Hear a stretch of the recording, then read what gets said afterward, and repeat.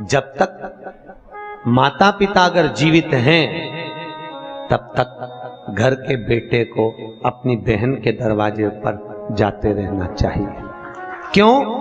बुजुर्ग माँ बाप नहीं जा सकते, वृद्ध माता पिता अपने बेटी के घर बार बार नहीं जा सकते। क्यों? क्योंकि अधिक मास की कथा में लिखा है अगर बेटी के घर का एक अन्न का दाना खा ले तो व्यक्ति मरते समय उसके मुख में तुलसी का दल नहीं मिलता। अगर बेटी के घर का एक गिलास पानी पी लो तो मरते समय गंगा जल नहीं मिलता। ये अधिक मास में आप लोग जो 33 मालपुए का दान करते हो, क्यों करते हो?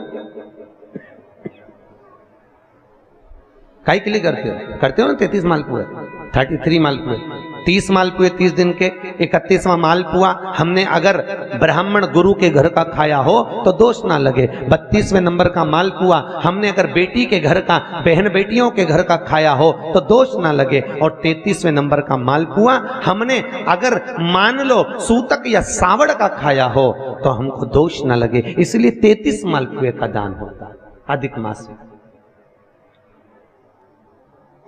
या करते हैं सब लोग दान मालपुए का। 33 मालपुए दान किए जाए। अगर हमने बेटी के घर का कुछ खाया हो तो दोष ना लगे उसके लिए। और मालपुए का भी क्रम आपको वर्णित है, पहले भी आपको बताया है कि 90 नंबर के मालपुए पर अगर लौंग रखकर दान कर दी जाए तो नारी कभी विधवा होकर नहीं मरती, अखंड सौभाग्य लेकर जाती है। 11वें नंबर के मालपुए पर अगर सिक्का रखकर दान कर दिया जाए तो जिंदगी में कभी लक्ष्मी की कमी नहीं आती। 21वें नंबर के मालपुए पर तुलसी का पत्ता रखकर दान कर दो, कभी जीवन में संपदा की कमी नहीं रहती। जिस व्यक्ति के यहाँ कोई ना कोई बीमार पड़ा रहता हो तो 14वें नंबर के मालपुए पर लाल कलर का छोटा सा कपड़ा रखकर दान कर दीजिए। घर में कभी जिंदगी में कोई बड़ी बीमारी नहीं आएगी, ना हार्ट अटैक, ना एक्सीडेंट, ना कभी शुगर, ना कभी ब्लड प्रेशर। इतना मालपुए का महत्व है। अधिक मास के एक एक मालपुए का अलग अलग वर्णन अधिक मास की किताब में लिखा हुआ है। अधिक मास की कथा में वर्णन अलग अलग मालपुए का क्रम है कि अधिक मास में हमें किस मालपुए पर क्या रखकर दान देना चाहिए।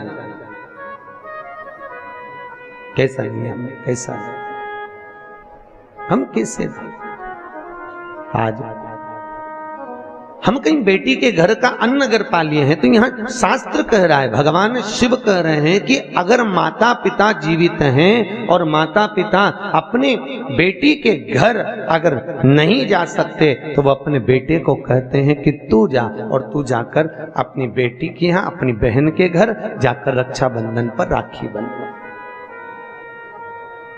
जाओ, तुम जाओ। और भगवान गणेश जी महाराज राखी काय पर बैठकर बांधी जाती है? अरे बोलो तो, एक चौकी पर, पाटे पर, आसन पर बिठाकर रक्षा सूत्र बांधा जाता है।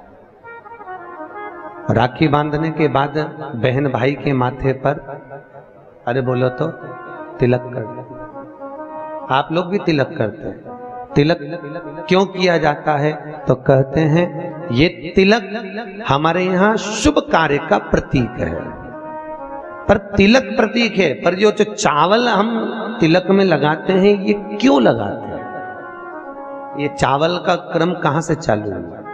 सिर में चावल चिपकाना, तिलक लगाने के बाद चावल लगाना, कहां से चालू हुआ? ये चावल है क्या? आखिर ये चावल तिलक के बाद में ब्राह्मण या आप किसी को भोजन करा रहे हो, जमाई को तिलक कर रहे हो, बेटी को तिलक कर रहे हो, तो कंकु लगाने के बाद चावल क्यों लगाया जाता है? उस चावल का क्या प्रमाण? उस अक्षत का क्या प्रमाण? क्यों लगाते हैं उसको?